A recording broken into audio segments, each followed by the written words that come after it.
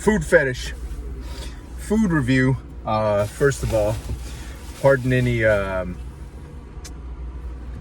construction noise. They're doing road work right here today, of course. Actually, I picked this place on a whim. It's actually, so this is Mi Tierra, Mercado and Taqueria. There's a taqueria inside. There are, a lot of these places have something like that. 1000 Broadway in Seaside, California. Now these food places, like Mexican food places, legit Mexican food places, are like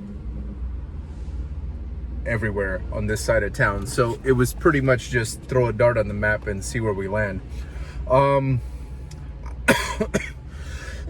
Excuse me.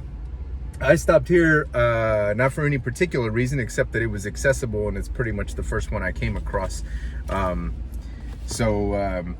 got a chicken burrito. This was like $10,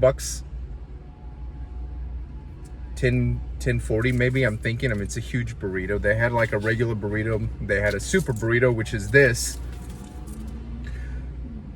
a full day's rations, which we're gonna eat in one sitting. I got a chicken burrito. Now this tortilla, I can tell you,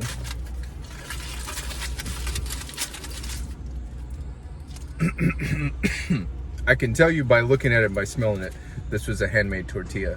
And maybe not handmade, it might have been pressed, but there's a way a tortilla looks, there's a way a tortilla smells and tastes that, I mean, they probably made this with lard, you know? It just got a certain thing. So there's a regular burrito, there's a super burrito. Super burrito has cheese, sour cream, something else. So a little bit of a price difference there, but pretty much the same burrito.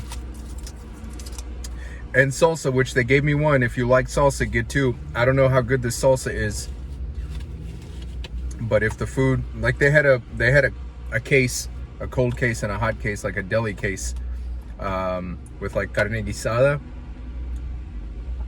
and a few other things, and like salsas and salads and I don't know, all kinds of good stuff. So it's it looks legit to me. This has everything. I can taste it in the first bite. There's rice, and I'm probably tasting the sour cream. Maybe not. I don't see it. Pico de gallo, which makes any food better. I can eat pico de gallo by the spoonful. And the salsa, I was gonna say, looks legit. Okay, that's got a little kick to it. Now, it's tomatoey, and it's thin, and it's cold, and I'm definitely pulling a piece of onion out so it's fresh, but it is cold. I don't know if you have a preference, hot or cold. I really don't care as long as it's good.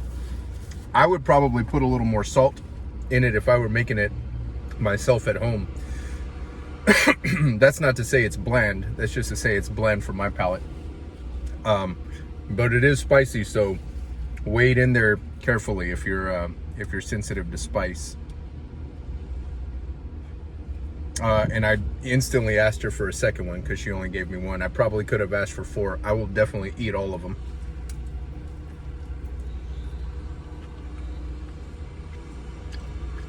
Very good burrito. Very big burrito. What was I wanting to say? Oh, I got chicken. So they have a lot of stuff. They have barbacoa, which is like leg.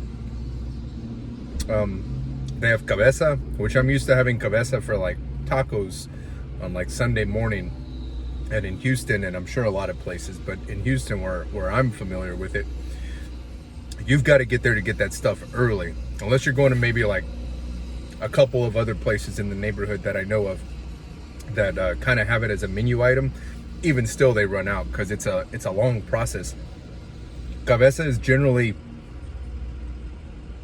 anything that's meat on the head of the cow, jaws and cheek, obviously a big part of that, and probably everything else, if you want to know the truth, depending on who's making it. And it's usually cooked like with bay leaves. You can sometimes, if you're getting it, it's like steamed.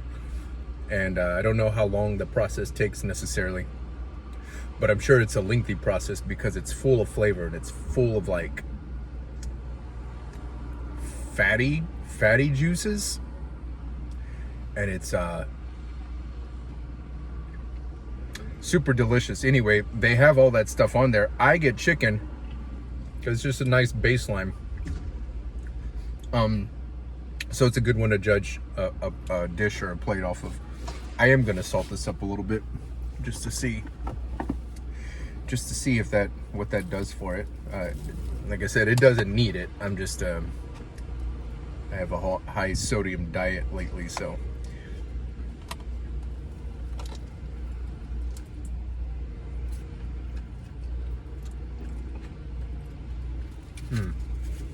Yeah. That's good. Big piece of avocado right there. Lots of chicken. Plenty of rice. And it's good rice. This tastes like it was, homemade for somebody's, quinceañera or whatever, backyard barbecue. That's really good. I give this a thumbs up, big time. I would come back here and recommend it. Maybe my favorite tortilla that I've had anywhere. I haven't tried all the places, of course, and not that my bar for tortilla is like snobbish or anything, but a homemade tortilla, a handmade, if I can call it that, tortilla, something that doesn't come in a package from a store, even if it comes from a place that's like well known for making really good tortillas, I mean, that's fine. But nothing you get on the shelf at a grocery store is going to be like a homemade tortilla. But I give this place a serious recommendation. I guarantee you they close because the taqueria is inside of the Mercado. I guarantee you they close with the store, probably even a little bit earlier, just to have time to clean the kitchen and everything. But this could be a late night spot, because this is a burrito that, if you're trying to rally and recover, so you don't have to drag ass through the work day the next day, this is a killer burrito to get in your system.